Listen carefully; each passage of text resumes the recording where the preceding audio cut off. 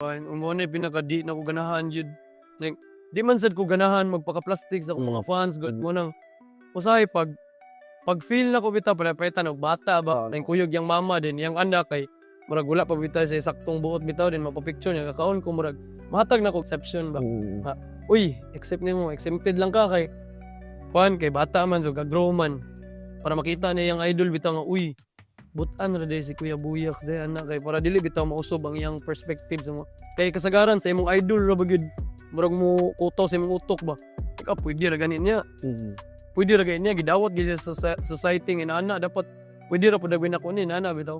Pero sa mga kuan na sakto nagbuot din mo kalit rag panghilabot nimo inana nagkaon ka gibaw gud sa sila na sakto sila buot. Ikaw daw kuno nagkaon ka din. Pahunungon jud ka. Yeah.